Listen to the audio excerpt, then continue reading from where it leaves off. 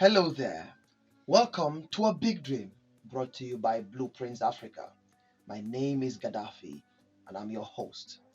Do you know that 10.5 million children in Nigeria are not in school, even though there is free education between the ages of 6 and 15, that is basic elementary education? Also, in the northeast, where insurgents have moved people to migrate and run away from their hometowns, we have over 495 schools that are closed down and over 1,300 and something classrooms that have been destroyed. It's amazing to know that 1 out of 5 children in the world that are out of school is from Nigeria or is in Nigeria. This is to say, in every 5 children that are out of school in the world, one is in Nigeria. And these facts are alarming. Now, according to the UNICEF, Nigeria is having major issues with education, especially in the north. In the north, where most children are not allowed to come to school, especially the girl child. We can see that the challenge of northern education, apart from insurgents, will have to deal with socio-cultural norms that have not really encouraged the girl child to come to school. Nigeria is bedeviled by lots of factors that have made the educational sector to suffer. Before we start discussing the issue of who is who or who is where and who has caused what problem to the educational sector, let's first of all discuss how people don't really attend schools. Now, in Africa, we have an alarming indices. We have an alarming kind of statistics that in the first 10 countries with the highest educational or literacy level, Nigeria don't even rank. As a matter of fact, even Libya, that has been suffering from crisis since 2011, is enjoying more literacy level, especially between the ages of 15 and above, than Nigeria. Why is this so? There are several things that have contributed to the reason why Nigeria has suffered this high illiteracy index. There's numbers of reasons why Nigeria is having this serious matter of no or low turnout in education. As a matter of fact, northern Nigeria have one of the high illiteracy levels in Nigeria. On today's broadcast, we are considering Nigeria educational sector. We want to understand how the Nigerian educational sector operates and some of the challenges that it's passing through. Even though today is more like an introductory broadcast to show the Nigerian educational sector. We have a Nigeria that is bedeviled by lots of challenges in its educational sector. Our educational sector is threatened. Our educational sector is impoverished. Our educational sector is challenged. Our educational sector is depleting. Our educational sector is under attack. Now, until we treat the educational sector with the seriousness that is required, we will not be able to have a developed Nigeria or have a nation that we can build. The reason is simple, that the nation we have today is made up of leaders that were educated under the colonial masters or those who got their early education immediately after the independence. Now, the Nigeria we have today is having youths that are educated with a form of education whose curriculum is not pragmatic. Our curriculums are not giving us the right thing that will produce a graduate that is employable. In a nutshell, what I'm saying is that Nigeria is having graduates come out of the universities every year, but majority of them are not employable. They are forced to go into all forms of labor with a simple reason that the education that they receive is not giving them the skill set that is required for the job that is available.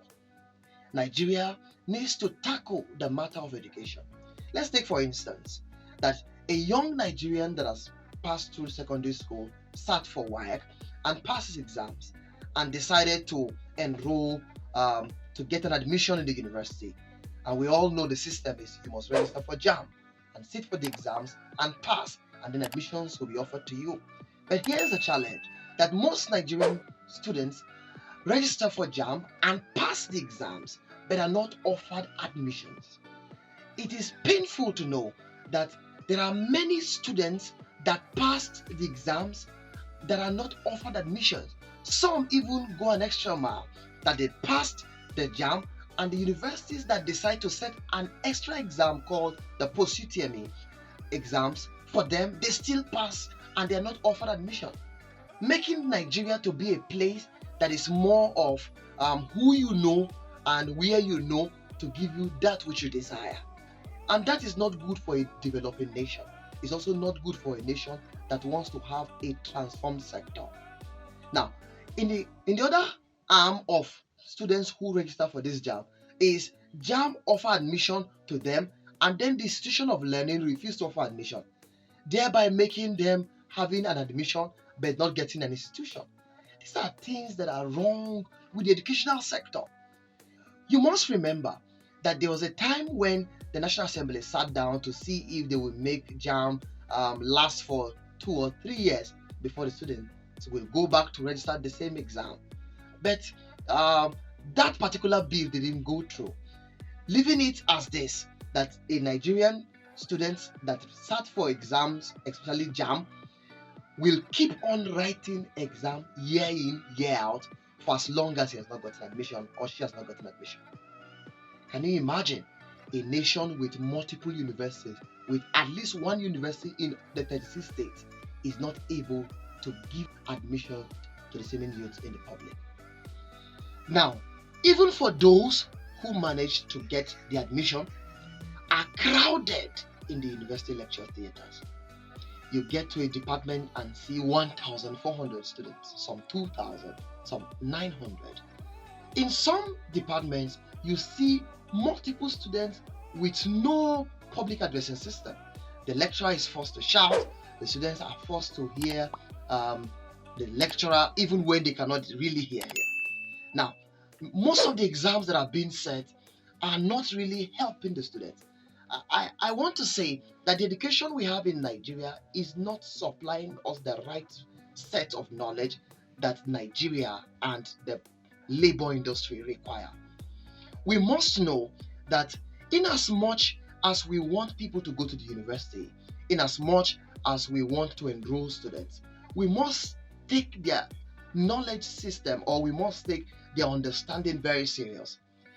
I'm saying that most Nigerian universities admit more students than their capacity. In trying to be sympathetic to giving admission, offering admission, they are doing more business, enrolling more students, and not caring, and not concerned about the understanding of the students. Until we get in Nigeria where an institution of learning accepts just the students that they can cater for, just the students that they can teach, just the students that they can be able to inculcate the knowledge that is required, we won't have a better environment. Nigeria today is experiencing shortages of teachers, and the reason is simple: because majority of students or majority of people who want to go into higher institutions do not want to study education-centered courses. Now, if we don't have professionals in education-centered courses, we won't be able to have professional teachers to be able to administer or inculcate the right form of knowledge into students. Now, you don't expect somebody who study, for instance, engineering purely to come and be teaching a student in primary school or in secondary school. Sometimes graduates consider that as demeaning, as giving them a job that does not really communicate that which they've studied. And it's true. We must give those who study education superior attention. And I insist on saying superior because if there are no teachers, there won't be graduates. If there are no teachers, there won't be students. If there are no teachers, there won't be learning. And where there's no learning, there will not be growth. Where there's no learning, there will not be development. Where there's no learning, we can't do anything. We must see that Nigeria must move away from entertainment, even though it's good, to learning.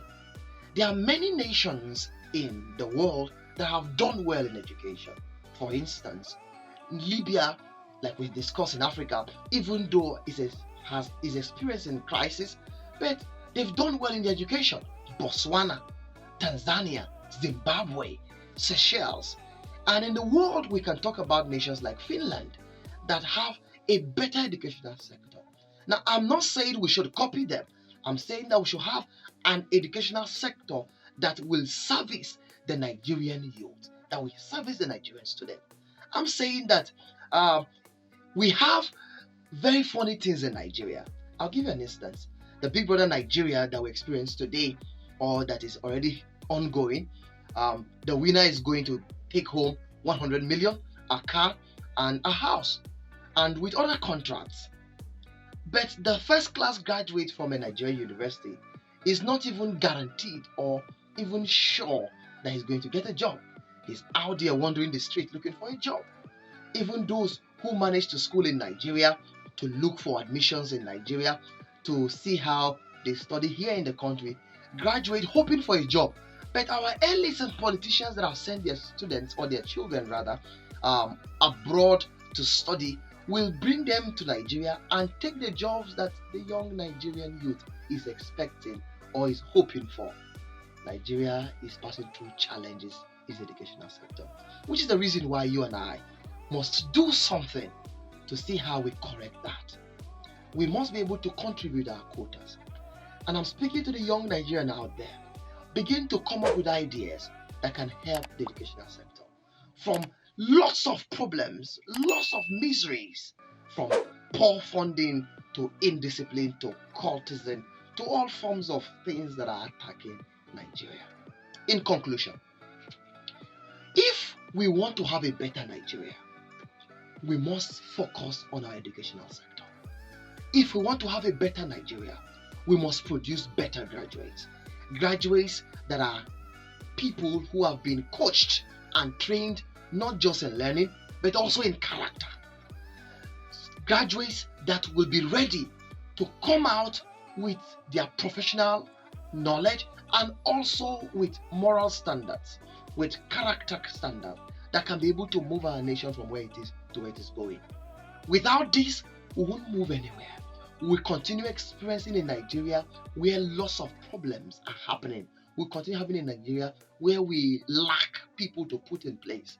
You know the challenge why we are always second guessing people who come into power is because even our educational sector cannot produce people who are reliable and dependable.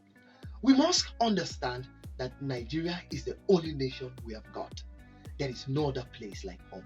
We have the best land, best food, best people, amazing culture, good neighbors. Until we solve the information we receive, we can't be able to take care of the output we receive from people. Remember, I always say on our Blueprint series, In a Big Dream, that it is that which you think you conceive that attracts the possibilities. Remember, it is what you think that makes you. It is what you think that shapes you. It is also what informs you that makes you. So try as much as possible to contribute your quota. You might not be a commissioner or a minister, but at your level, try and do the right thing and form and shape the life of the young Nigerian that is close to you. Discourage malpractice with every form of this day, but try as much as possible to see that Nigeria is a community or a society that we all enjoy. I still remain your host, Gaddafi, and remember to subscribe, like, and leave your opinions in the comment section. See you next week.